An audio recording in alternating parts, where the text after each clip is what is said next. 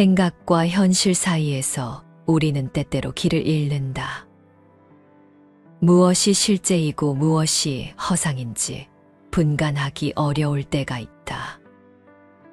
사람들은 생각을 따라가지만 생각은 손에 잡히지 않는다. 그것은 어디까지나 개념일 뿐 현실 속에서 살아 움직이는 것이 아니다. 불교에서는 이를 공이라 한다. 공은 단순한 허무가 아니라 모든 것이 조건에 따라 생겨나고 사라진다는 뜻이다. 우리의 생각과 믿음도 마찬가지이다. 사람들은 생각을 실제로 존재하는 것처럼 여기지만 사실 그것은 순간적으로 생겨나고 사라지는 것이다. 불교에서는 이를 집착이라 한다. 집착은 없는 것을 있다고 믿는 것이며 결국 괴로움을 낳는다. 자아에 대한 집착도 마찬가지이다.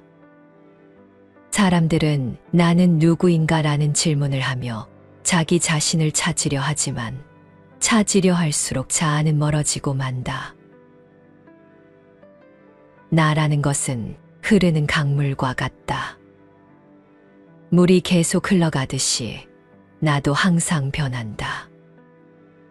그런데도 사람들은 자신이 변하지 않는 실체를 가지고 있다고 믿고 그 믿음이 흔들릴 때 괴로움을 느낀다. 사람들은 모든 것을 이해하려 하지만 전체를 이해하려는 순간 모순에 빠진다. 우주는 어디에서 왔는가? 삶은 무엇인가? 나는 누구인가? 이런 질문들은 누구나 한 번쯤 고민하지만 답을 찾으려 할수록 끝없는 혼란만 생긴다. 세상 모든 것은 서로 연결되어 있으며 단독으로 존재하는 것은 없다. 하지만 사람들은 변화를 받아들이지 않고 변하지 않는 무언가를 찾으려 한다. 그것이 바로 집착이다. 말과 개념으로 진리를 설명하려는 것도 마찬가지이다. 말은 단지 진리를 가리키는 수단일 뿐이다. 아무리 정교한 말로 설명해도 본질을 그대로 전할 수는 없다. 마치 달을 가리키는 손가락이 달이 아니듯이 말도 진리가 될 수는 없다. 생각을 쫓는 것은 그림자를 쫓는 것과 같다. 자아를 찾는 것은 강물 위에 달을 건지려는 것과 같다. 모든 것을 이해하려는 것은 끝없이 이어진 거울 속에서 자신의 모습을 찾는 것과 같다. 진리는 멀리 있지 않다. 순간순간의 삶 속에 있다. 불교는 우리에게 말한다. 집착을 버리고 지금 이 순간을 살아가라고. 달을 보려면 손가락을 내려놓아야 한다. 참된 깨달음은 말이나 생각 속에 있는 것이 아니라 지금 이 순간을 살아가는 데 있다. 불교에서는 우리가 보고 듣고 느끼는 모든 것은 조건에 따라 생겨나고 사라지는 무상한 것들이며 고정된 실체는 없다고 가르친다. 이는 공 개념과 연결된다. 우리가 집착하는 모든 개념과 실체는 결국 인연에 의해 형성된 것이며 독립적으로 존재하는 것이 아니다. 인간은 자신이 만든 개념에 집착하며 그것을 실제하는 것으로 착각하지만 불교는 그것이 연기 속에서 만들어진 임시적인 것일 뿐이며 실체가 없다고 본다. 또한 불교에서는 선과 악의 행위가 인과법 속에서 작용한다고 설명한다.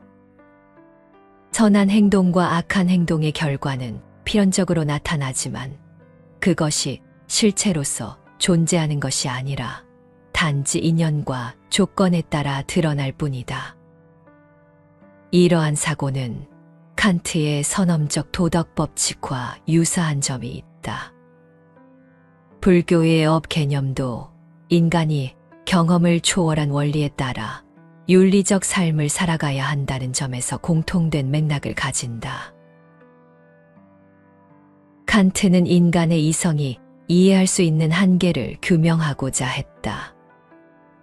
그는 인간이 인식할 수 있는 것은 경험적 세계에 한정되며 그 너머의 본질적 실제는 알 수 없다고 보았다.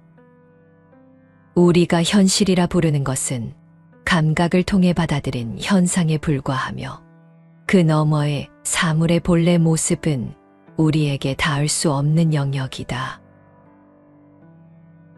인간은 이성을 통해 절대적인 진리를 찾으려 하지만 결국 모순에 빠진다고 보았다.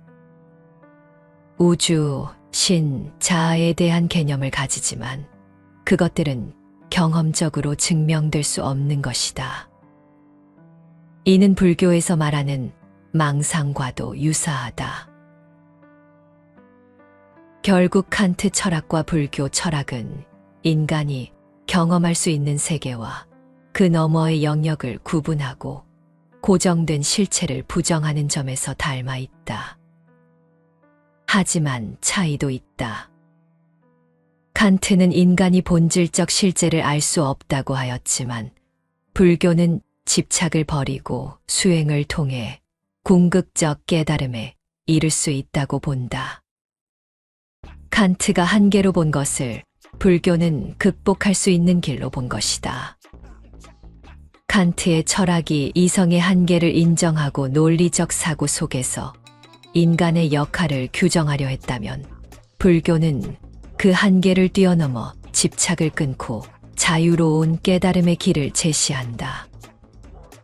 칸트가 말하는 사물의 본래 모습은 불교에서 공으로 드러나며 그 공을 깨닫는 것이 곧 해탈의 길이다. 결국 철학과 수행이 향하는 곳은 다르지만 우리에게 진리를 찾고자 하는 태도를 요구한다는 점에서 서로 깊이 닮아 있다. 이번에 소개할 도서는 인식의 대전환이다. 칸트 연구의 권위자인 김혜숙 명예교수가 칸트의 순수 이성 비판의 핵심을 상세하게 풀이하는 책이다. 주요 47개 문단을 발췌하여 칸트 철학의 독창성과 위대함을 일목요연하게 보여준다. 칸트는 인간의 근본 질문을 파헤친 끝에 다음의 물음에 도달하였다. 나는 무엇을 알 수 있는가? 나는 무엇을 해야 하는가? 나는 무엇을 희망할 수 있는가? 이 질문들은 인간 존재의 본질을 탐구하는데 중요한 역할을 할 것이다.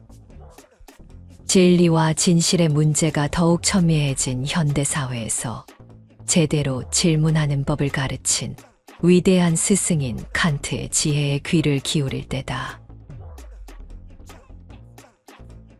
이념과 현실.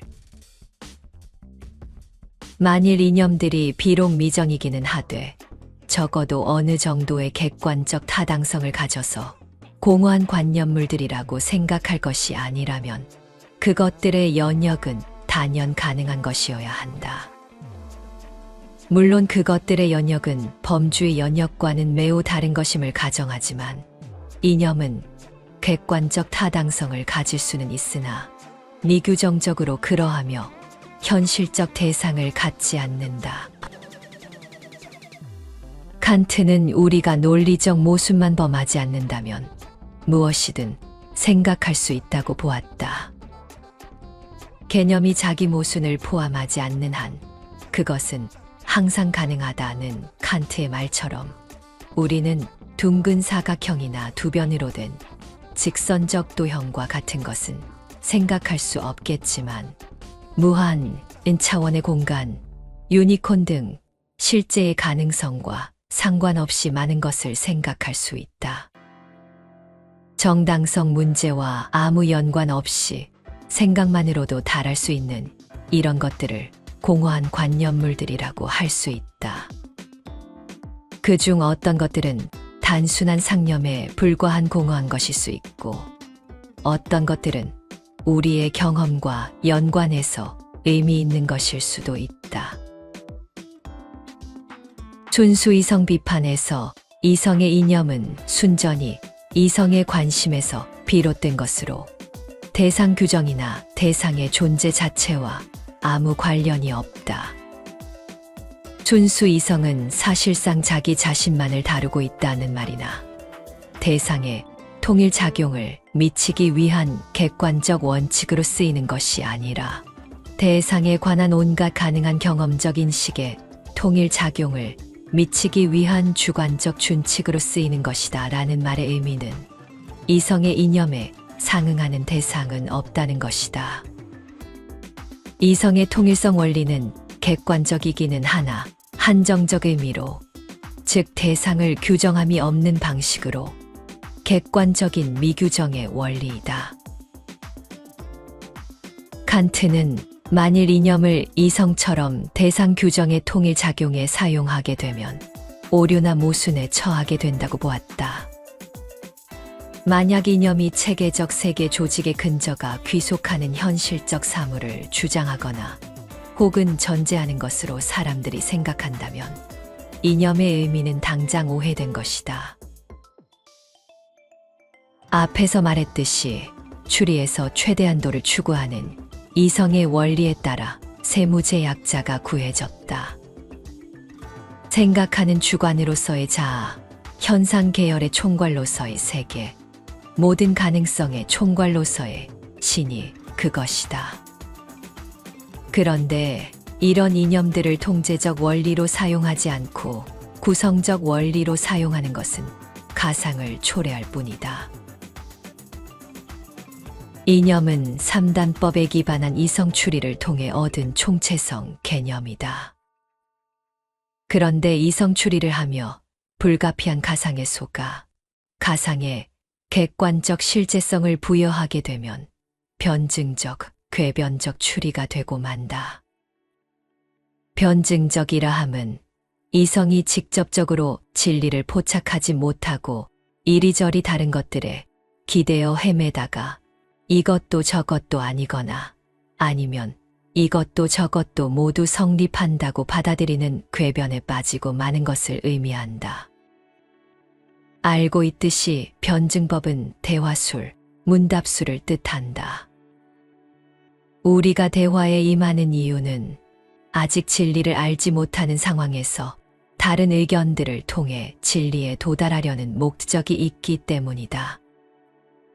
칸트는 이성 추리를 통해 대상의 존재를 주장하는 것을 변증적 가상으로 보고 있으나 이 가상은 제거되기 어려운 자연스러운 것이라고 한다. 선엄적 변증론은 이 가상의 성격을 밝히고 가상으로부터 발생하는 문제들을 비판적으로 해소 내지는 해결하고자 하는 목적을 갖는다. 이성의 이념은 이념일 뿐 실체적으로 현실화될 수 없다. 이념적 실체를 둘러싸고 하는 모든 논쟁은 정처 없는 가짜 논쟁이다.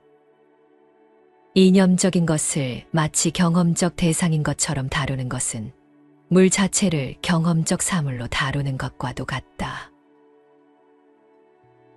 이념은 우리의 경험을 좀 더 질서 있게 체계적으로 이해하고자 하는 목적에서 이성이 생성한 것일 뿐 다른 어떤 실체성도 지니지 못한다. 이념은 결코 감성에 의해 제한되지도 않고 감성적으로 포착 가능하지도 않으며 완전히 현실화되지도 않는다. 앞에서 언급했듯이 세 종류의 이념이 있는 것처럼 변증적, 궤변적 이성 추리에도 세 종류가 있다.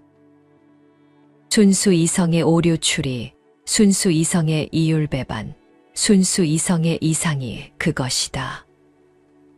첫 번째 궤변적 추리에서는 아무런 다양도 포함하지 않는 생각하는 주관이라는 선엄적 개념으로부터 이 주관 자체의 절대적 통일성을 결론으로 이끌어내는데 이 주관 자체에 대해서는 이해되는 바가 없다. 칸트는 이를 선험적 오류추리라 한다. 두 번째 사입이 이성추리는 제약 계열의 절대적 총체성이라는 선험적 개념으로 향해 있다.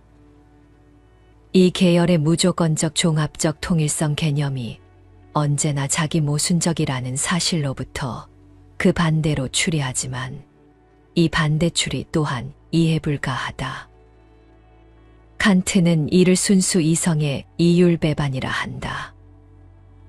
세 번째 궤변적 추리는 사물 일반이 생각될 수 있는 조건들의 총체성으로부터 사물 일반이 가능한 모든 조건의 절대적인 종합적 통일성을 추론한다. 칸트는 이런 존재를 순수 이성의 이상이라 한다. 이성의 이념들은 대상을 갖지 않는다. 그런 대상의 실제성은 온갖 자연인식에 체계적 통일을 주는 통제적 원리의 도식의 실제성으로 타당할 뿐이다.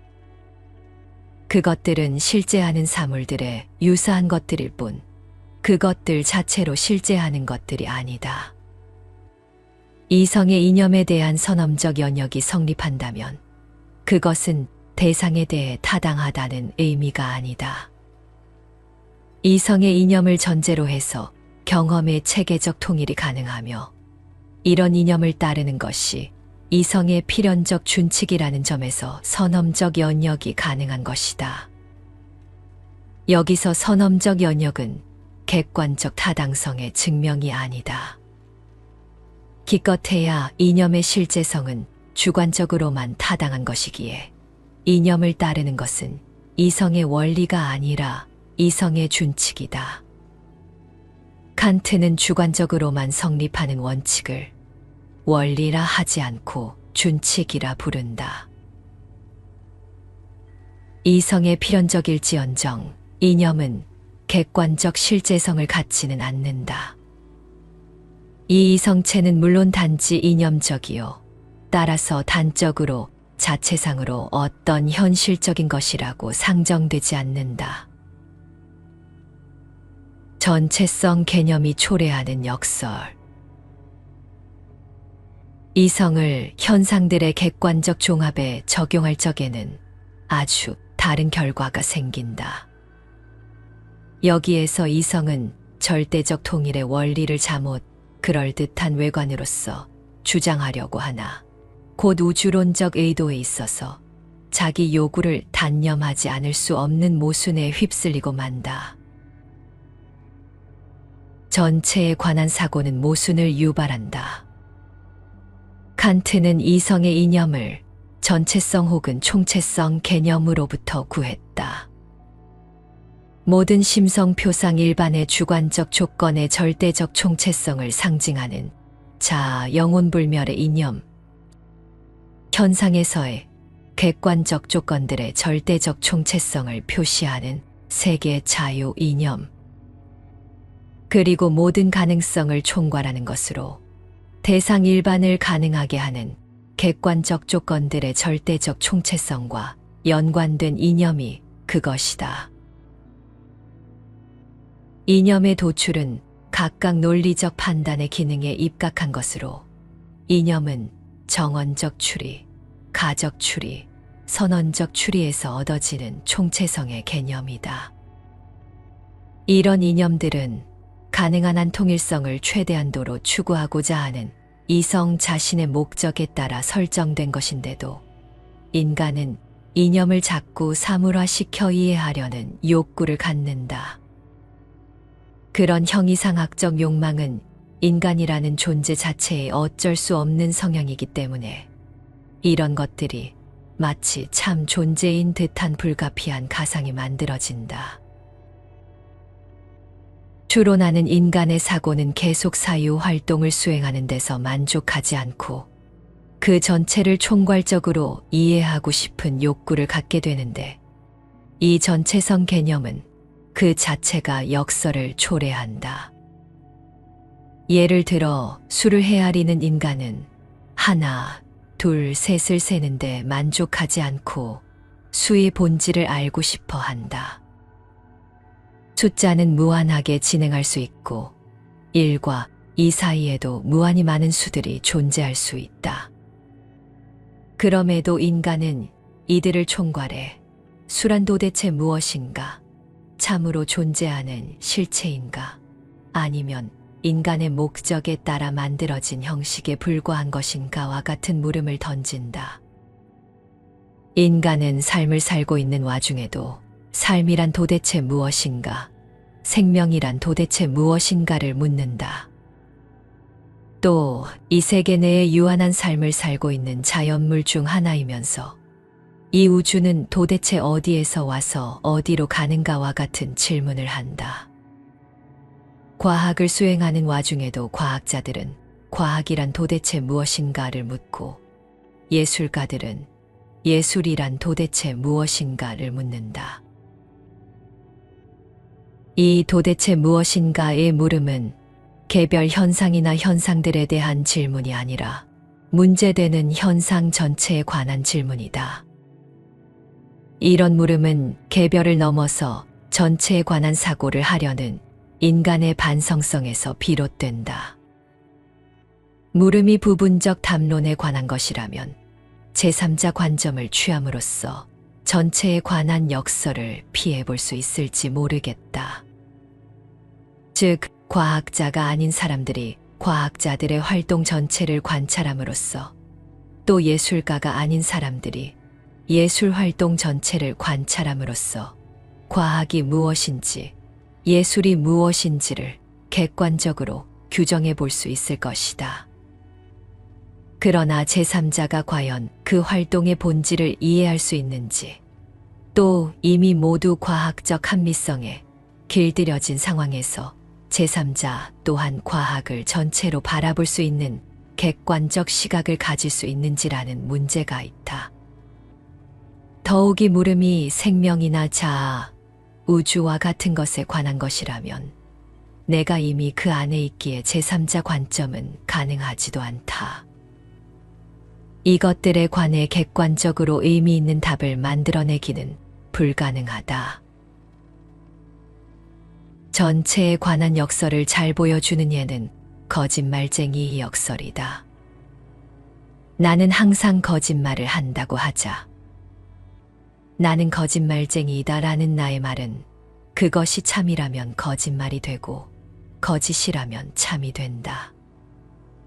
즉, 참이라면 나는 거짓말쟁이이므로 내가 한 말 또한 거짓이 된다. 그런데 만일 거짓이라면 나는 거짓말쟁이가 아니라 정직한 사람이므로 내가 한 말은 참말이 될 것이다. 참이면 거짓이 되고 거짓이면 참이 되고 많은 거짓말쟁이의 역설은 기원전 600년경 크레타 사람인 에피메니데스가 모든 크레타 사람은 거짓말쟁이다를 논리적 역설의 예로 제시했던 것에서 기원한다. 에피메니데스의 예는 정확히 논리적 역설이라고 하기는 어렵다. 하지만 이로부터 논리적 역설을 구성하는 일은 어렵지 않을 것이다. 여기에서 핵심은 자기 지시가 초래하는 역설의 문제이다. 현대에 와서 수리 논리학자인 알프레드 타르스키는 메타 언어와 대상 언어를 나누어 이 역설을 해소하고자 했다. 이 구분은 칸트의 선험적 자아와 경험적 자아의 구분을 연상시킨다. 자기 지시가 갖는 역설의 대표적인 예는 나 혹은 자아, 자의식이 지니는 역설일 것이다. 자의식, 즉 자기의식의 경우 그것은 개념상 자기에 관한 의식으로 자기만을 대상으로 삼는 의식이다. 그런데 자기가 자기를 의식하는 경우는 언제나 다른 대상을 지각하는 때이다. 아무런 의식의 내용이 없는 순수한 자기는 포착되지 않는다. 불교에서 이 먹고란 화두를 내어 포착하려고 하는 순수 자아는 아무런 대상 의식 없는 상태, 면벽의 상태에서 도달하고자 하는 순수한 나 자신일 텐데, 그 자아는 내가 포착하려는 순간 뒷걸음질 치고 내게 의식된 자아는 바로 조금 전에 나를 찾아 애쓰고 앉아있는 나일 뿐 순수 자아는 아니다. 자의식은 다른 것을 지각하는 속에서, 즉 내가 무엇을 바라보고 있구나, 나는 내 앞에 컴퓨터를 보고 있구나 라는 타자에 대한 의식 경험, 여기에서는 컴퓨터를 보는 경험 안에서 나로서 막연히 의식될 수 있을 뿐이다. 역설은 나에 대한 의식이 내가 아닌 다른 것을 통해서만 가능하다는 데서 발생한다. 자기만을 대상으로 삼아야 하는 자의식이 타자를 대상으로 할 때만 가능한 데서 생긴다. 헤겔은 이런 자기의식의 모순을 변증법적 과정 안에서 해소하려고 했다. 즉, 나와 대립되는 것에 대한 의식을 통해서만 비로소 나에 대한 의식을 가질 수 있는 과정을 즉자, 대자, 즉자대자의 과정이라 할 수 있다. 즉자대자적 나는 타자 관계를 포괄한 나이다. 자기지시의 역설은 전체에 관한 사고가 갖는 역설이다. 역설이 발생하는 상황에서는 두 모순되는 언명 사이에서 참 거짓을 판별하는 일이 무의미해진다. 모순이 허용되는 논리체계는 일관성을 결여하게 되고, 일관성을 결여한 논리체계 안에서는 그 어떤 언명도 모두 가능해진다. 이 안에서 이성은 무력해지고 칸트 표현을 빌면 태만한 이성이 되고 만다. 고대의 변증가는 병이 낫는 것이 운명이라면 의사를 이용하건 안 하건 간에 당신의 병은 낫는다라는 따위의 오류 추리를 태만한 이성이라고 불렀다. 이에 나는 순수 이성의 궤변적 논증에 같은 명목을 붙인 바이다. 이성은 비일관된 체계 안에서는 아무것도 할 수 없게 된다. 이성의 이율배반은 현상 계열의 전체성을 표시하는 세계라는 이성 이념을 사물화 하고 그에 관한 언명들을 하는 순간 빠지게 되는 모순을 다룬다. 이상적인 것을 꿈꾸는 것은 인간의 본성이다. 우리는 완벽한 정의, 완전한 사랑, 절대적인 진리를 원하지만 그것들은 생각 속에서만 존재할 뿐 현실에서는 온전히 이루어질 수 없는 것들이다. 그렇다고 해서 그러한 개념이 무의미한 것은 아니다. 오히려 그것들은 우리의 사고를 조직하고 방향을 잡아주는 역할을 한다. 하지만 현실 속에서 무조건적으로 적용하려 하면 모순이 발생하고 실망하게 될 수도 있다. 그러므로 우리는 이상과 현실의 차이를 인정하고 있는 그대로의 삶을 받아들이는 태도를 길러야 한다. 대화를 나눌 때도 마찬가지이다. 우리는 자신이 옳다고 믿고 상대방의 의견을 틀렸다고 여기기 쉽다. 하지만 칸트는 우리가 아무리 논리적으로 사고해도 진리를 직접적으로 파악할 수는 없다고 보았다. 그렇기에 누군가와 의견이 다를 때 우리는 논쟁을 하기보다 상대방의 시각을 이해하려는 노력이 필요하다. 상대의 말을 끝까지 듣고 자신의 생각이 절대적인 것이 아닐 수도 있다고 받아들이는 것이 중요하다. 그렇게 열린 마음을 가지면 불필요한 갈등을 줄이고 보다 성숙한 대화를 할 수 있다. 삶을 살아가면서 우리는 종종 모순에 직면한다. 자유를 원하지만 안정도 필요하고 도전하고 싶지만 실패가 두렵다. 이러한 모순을 없애려고 애쓰기보다는 그것을 자연스럽게 받아들이고 조화를 이루는 것이 더 현명한 태도이다. 세상은 흑과 백으로 나뉘는 것이 아니라 다양한 색깔이 존재하는 곳이다.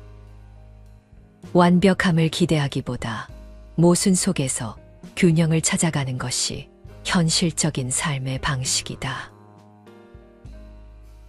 삶의 목표를 설정할 때도 마찬가지이다. 완벽한 성공을 꿈꾸는 것은 좋지만 그 과정에서 모든 것을 잃어버린다면 무슨 의미가 있겠는가? 작은 성취를 이루며 한 걸음씩 나아가는 것이 더 현실적이고 의미 있는 삶의 방식이다. 중요한 것은 이상을 현실에 맞추어 조정하며 현재를 충실히 살아가는 것이다. 우리의 삶은 단번에 완성되는 것이 아니라 조금씩 다듬어가는 과정 속에서 의미를 찾게 된다.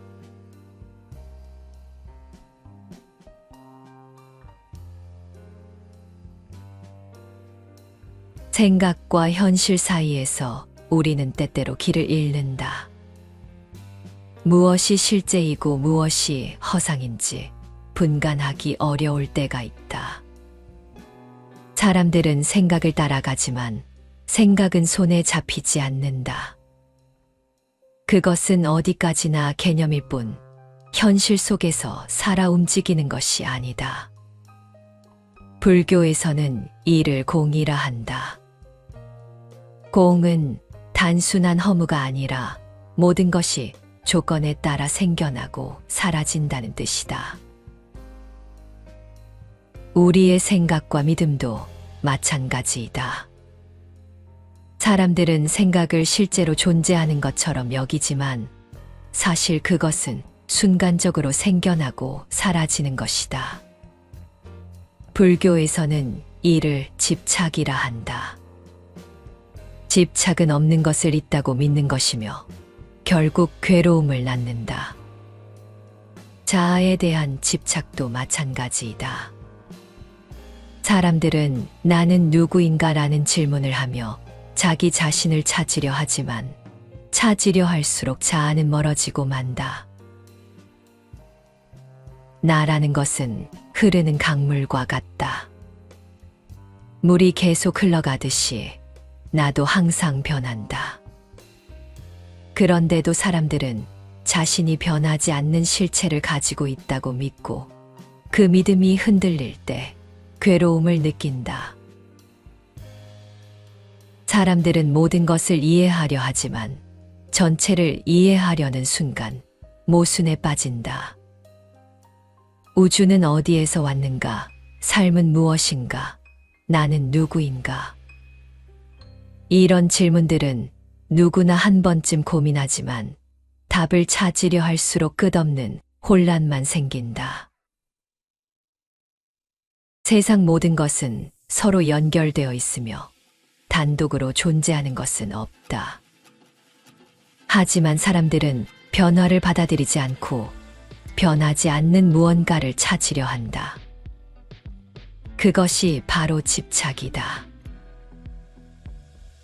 말과 개념으로 진리를 설명하려는 것도 마찬가지이다. 말은 단지 진리를 가리키는 수단일 뿐이다. 아무리 정교한 말로 설명해도 본질을 그대로 전할 수는 없다. 마치 달을 가리키는 손가락이 달이 아니듯이 말도 진리가 될 수는 없다.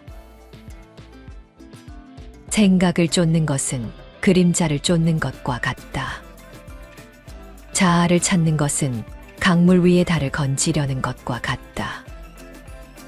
모든 것을 이해하려는 것은 끝없이 이어진 거울 속에서 자신의 모습을 찾는 것과 같다. 진리는 멀리 있지 않다. 순간순간의 삶 속에 있다. 불교는 우리에게 말한다. 집착을 버리고 지금 이 순간을 살아가라고. 달을 보려면 손가락을 내려놓아야 한다. 참된 깨달음은 말이나 생각 속에 있는 것이 아니라 지금 이 순간을 살아가는 데 있다.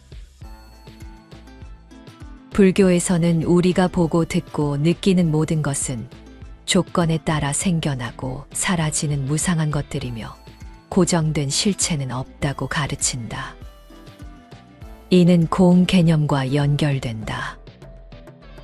우리가 집착하는 모든 개념과 실체는 결국 인연에 의해 형성된 것이며 독립적으로 존재하는 것이 아니다.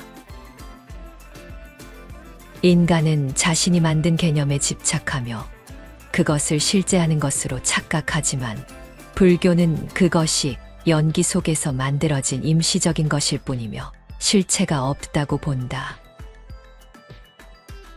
또한 불교에서는 선과 악의 행위가 인과법 속에서 작용한다고 설명한다. 선한 행동과 악한 행동의 결과는 필연적으로 나타나지만 그것이 실체로서 존재하는 것이 아니라 단지 인연과 조건에 따라 드러날 뿐이다. 이러한 사고는 칸트의 선엄적 도덕 법칙과 유사한 점이 있다. 불교의 업 개념도 인간이 경험을 초월한 원리에 따라 윤리적 삶을 살아가야 한다는 점에서 공통된 맥락을 가진다. 칸트는 인간의 이성이 이해할 수 있는 한계를 규명하고자 했다. 그는 인간이 인식할 수 있는 것은 경험적 세계에 한정되며 그 너머의 본질적 실제는 알 수 없다고 보았다. 우리가 현실이라 부르는 것은 감각을 통해 받아들인 현상에 불과하며 그 너머의 사물의 본래 모습은 우리에게 닿을 수 없는 영역이다. 인간은 이성을 통해 절대적인 진리를 찾으려 하지만 결국 모순에 빠진다고 보았다. 우주, 신, 자아에 대한 개념을 가지지만 그것들은 경험적으로 증명될 수 없는 것이다. 이는 불교에서 말하는 망상과도 유사하다. 결국 칸트 철학과 불교 철학은 인간이 경험할 수 있는 세계와 그 너머의 영역을 구분하고 고정된 실체를 부정하는 점에서 닮아 있다. 하지만 차이도 있다. 칸트는 인간이 본질적 실제를 알 수 없다고 하였지만 불교는 집착을 버리고 수행을 통해 궁극적 깨달음에 이를 수 있다고 본다. 칸트가 한계로 본 것을 불교는 극복할 수 있는 길로 본 것이다. 칸트의 철학이 이성의 한계를 인정하고 논리적 사고 속에서 인간의 역할을 규정하려 했다면 불교는 그 한계를 뛰어넘어 집착을 끊고 자유로운 깨달음의 길을 제시한다. 칸트가 말하는 사물의 본래 모습은 불교에서 공으로 드러나며 그 공을 깨닫는 것이 곧 해탈의 길이다. 결국 철학과 수행이 향하는 곳은 다르지만 우리에게 진리를 찾고자 하는 태도를 요구한다는 점에서 서로 깊이 닮아 있다. 이번에 소개할 도서는 인식의 대전환이다. 칸트 연구의 권위자인 김혜숙 명예교수가 칸트의 순수 이성 비판의 핵심을 상세하게 풀이하는 책이다. 주요 47개 문단을 발췌하여 칸트 철학의 독창성과 위대함을 일목요연하게 보여준다.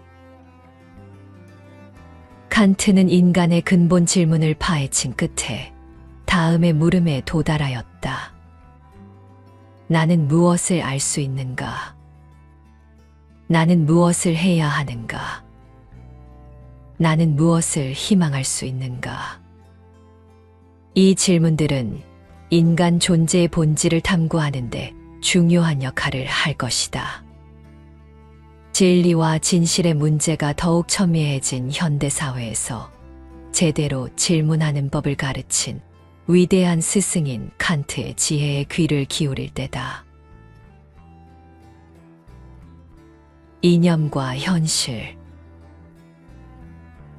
만일 이념들이 비록 미정이기는 하되 적어도 어느 정도의 객관적 타당성을 가져서 공허한 관념물들이라고 생각할 것이 아니라면 그것들의 연역은 단연 가능한 것이어야 한다. 물론 그것들의 연역은 범주의 연역과는 매우 다른 것임을 가정하지만 이념은 객관적 타당성을 가질 수는 있으나 미규정적으로 그러하며 현실적 대상을 갖지 않는다. 칸트는 우리가 논리적 모순만 범하지 않는다면 무엇이든 생각할 수 있다고 보았다.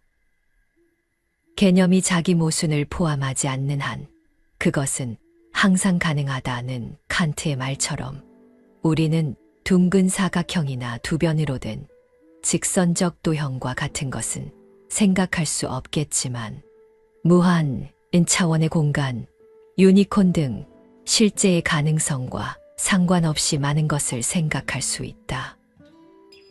정당성 문제와 아무 연관 없이 생각만으로도 달할 수 있는 이런 것들을 공허한 관념물들이라고 할 수 있다. 그중 어떤 것들은 단순한 상념에 불과한 공허한 것일 수 있고 어떤 것들은 우리의 경험과 연관해서 의미 있는 것일 수도 있다. 순수 이성 비판에서 이성의 이념은 순전히 이성의 관심에서 비롯된 것으로 대상 규정이나 대상의 존재 자체와 아무 관련이 없다. 순수 이성은 사실상 자기 자신만을 다루고 있다는 말이나 대상의 통일 작용을 미치기 위한 객관적 원칙으로 쓰이는 것이 아니라 대상에 관한 온갖 가능한 경험적 인식의 통일 작용을 미치기 위한 주관적 준칙으로 쓰이는 것이다 라는 말의 의미는 이성의 이념에 상응하는 대상은 없다는 것이다. 이성의 통일성 원리는 객관적이기는 하나 한정적 의미로, 즉 대상을 규정함이 없는 방식으로 객관적인 미규정의 원리이다. 칸트는 만일 이념을 이성처럼 대상 규정의 통일 작용에 사용하게 되면 오류나 모순에 처하게 된다고 보았다. 만약 이념이 체계적 세계 조직의 근저가 귀속하는 현실적 사물을 주장하거나 혹은 전제하는 것으로 사람들이 생각한다면 이념의 의미는 당장 오해된 것이다. 앞에서 말했듯이 추리에서 최대한도를 추구하는 이성의 원리에 따라 세무제약자가 구해졌다. 생각하는 주관으로서의 자아, 현상 계열의 총괄로서의 세계, 모든 가능성의 총괄로서의 신이 그것이다. 그런데 이런 이념들을 통제적 원리로 사용하지 않고 구성적 원리로 사용하는 것은 가상을 초래할 뿐이다. 이념은 3단법에 기반한 이성 추리를 통해 얻은 총체성 개념이다. 그런데 이성 추리를 하며 불가피한 가상에 속아 가상에 객관적 실제성을 부여하게 되면 변증적, 궤변적 추리가 되고 만다. 변증적이라 함은 이성이 직접적으로 진리를 포착하지 못하고 이리저리 다른 것들에 기대어 헤매다가 이것도 저것도 아니거나 아니면 이것도 저것도 모두 성립한다고 받아들이는 궤변에 빠지고 마는 것을 의미한다. 알고 있듯이 변증법은 대화술, 문답술을 뜻한다. 우리가 대화에 임하는 이유는 아직 진리를 알지 못하는 상황에서 다른 의견들을 통해 진리에 도달하려는 목적이 있기 때문이다. 칸트는 이성 추리를 통해 대상의 존재를 주장하는 것을 변증적 가상으로 보고 있으나 이 가상은 제거되기 어려운 자연스러운 것이라고 한다. 선엄적 변증론은 이 가상의 성격을 밝히고 가상으로부터 발생하는 문제들을 비판적으로 해소 내지는 해결하고자 하는 목적을 갖는다. 이성의 이념은 이념일 뿐 실체적으로 현실화될 수 없다. 이념적 실체를 둘러싸고 하는 모든 논쟁은 정처 없는 가짜 논쟁이다. 이념적인 것을 마치 경험적 대상인 것처럼 다루는 것은 물 자체를 경험적 사물로 다루는 것과도 같다.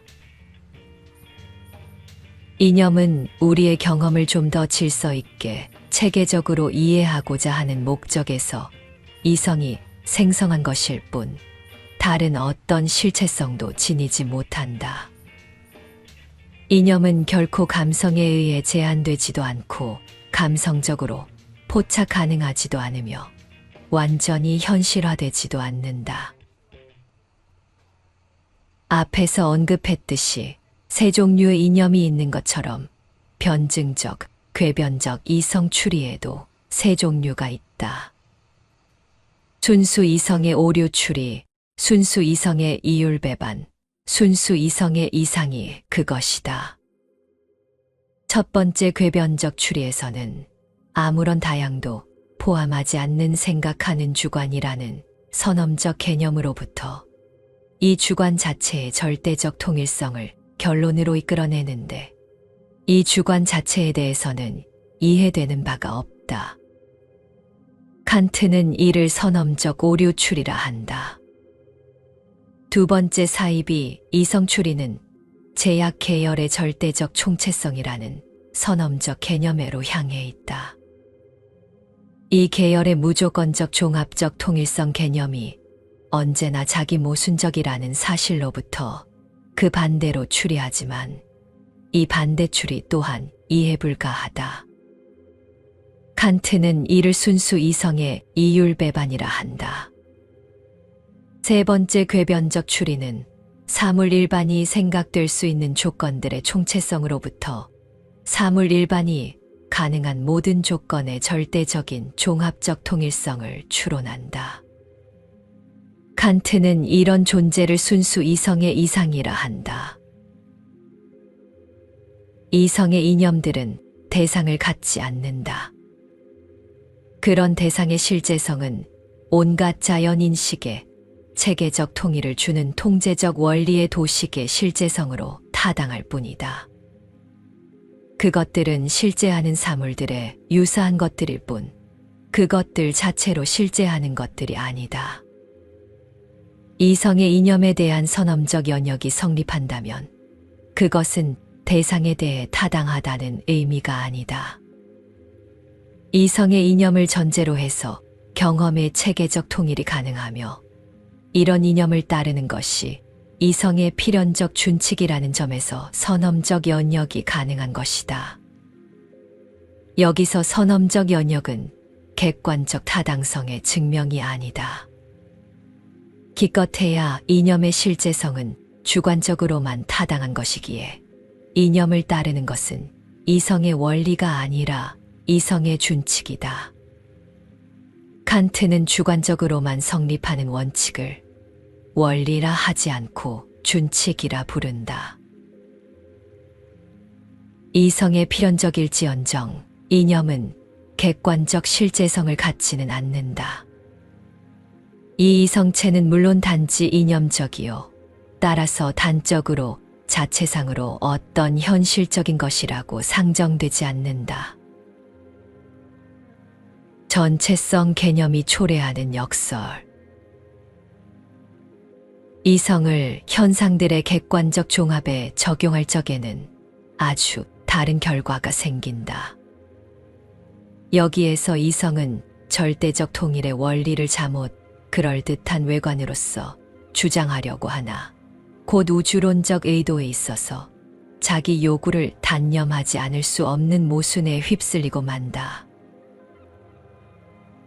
전체에 관한 사고는 모순을 유발한다. 칸트는 이성의 이념을 전체성 혹은 총체성 개념으로부터 구했다. 모든 심성 표상 일반의 주관적 조건의 절대적 총체성을 상징하는 자아 영혼불멸의 이념, 현상에서의 객관적 조건들의 절대적 총체성을 표시하는 세계 자유 이념, 그리고 모든 가능성을 총괄하는 것으로 대상 일반을 가능하게 하는 객관적 조건들의 절대적 총체성과 연관된 이념이 그것이다. 이념의 도출은 각각 논리적 판단의 기능에 입각한 것으로 이념은 정언적 추리, 가적 추리, 선언적 추리에서 얻어지는 총체성의 개념이다. 이런 이념들은 가능한 한 통일성을 최대한도로 추구하고자 하는 이성 자신의 목적에 따라 설정된 것인데도 인간은 이념을 자꾸 사물화시켜 이해하려는 욕구를 갖는다. 그런 형이상학적 욕망은 인간이라는 존재 자체의 어쩔 수 없는 성향이기 때문에 이런 것들이 마치 참 존재인 듯한 불가피한 가상이 만들어진다. 주로 나는 인간의 사고는 계속 사유 활동을 수행하는 데서 만족하지 않고 그 전체를 총괄적으로 이해하고 싶은 욕구를 갖게 되는데 이 전체성 개념은 그 자체가 역설을 초래한다. 예를 들어 수를 헤아리는 인간은 하나, 둘, 셋을 세는데 만족하지 않고 수의 본질을 알고 싶어 한다.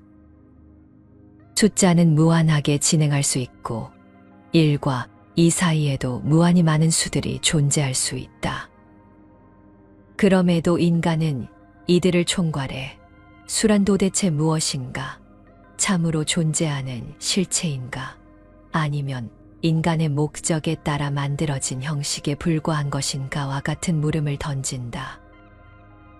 인간은 삶을 살고 있는 와중에도 삶이란 도대체 무엇인가? 생명이란 도대체 무엇인가를 묻는다. 또 이 세계 내에 유한한 삶을 살고 있는 자연물 중 하나이면서 이 우주는 도대체 어디에서 와서 어디로 가는가와 같은 질문을 한다. 과학을 수행하는 와중에도 과학자들은 과학이란 도대체 무엇인가를 묻고 예술가들은 예술이란 도대체 무엇인가를 묻는다. 이 도대체 무엇인가의 물음은 개별 현상이나 현상들에 대한 질문이 아니라 문제되는 현상 전체에 관한 질문이다. 이런 물음은 개별을 넘어서 전체에 관한 사고를 하려는 인간의 반성성에서 비롯된다. 물음이 부분적 담론에 관한 것이라면 제3자 관점을 취함으로써 전체에 관한 역설을 피해볼 수 있을지 모르겠다. 즉, 과학자가 아닌 사람들이 과학자들의 활동 전체를 관찰함으로써 또 예술가가 아닌 사람들이 예술 활동 전체를 관찰함으로써 과학이 무엇인지 예술이 무엇인지를 객관적으로 규정해 볼 수 있을 것이다. 그러나 제3자가 과연 그 활동의 본질을 이해할 수 있는지, 또 이미 모두 과학적 합리성에 길들여진 상황에서 제3자 또한 과학을 전체로 바라볼 수 있는 객관적 시각을 가질 수 있는지라는 문제가 있다. 더욱이 물음이 생명이나 자아, 우주와 같은 것에 관한 것이라면 내가 이미 그 안에 있기에 제3자 관점은 가능하지도 않다. 이것들에 관해 객관적으로 의미 있는 답을 만들어내기는 불가능하다.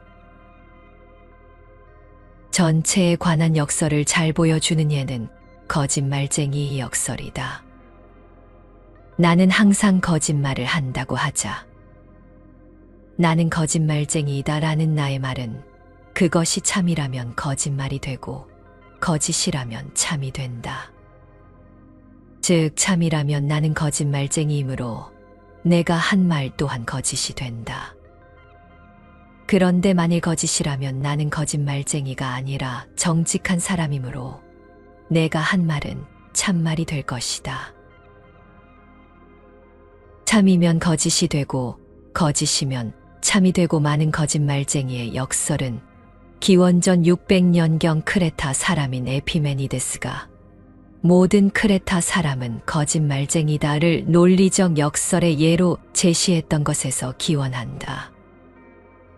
에피메니데스의 예는 정확히 논리적 역설이라고 하기는 어렵다.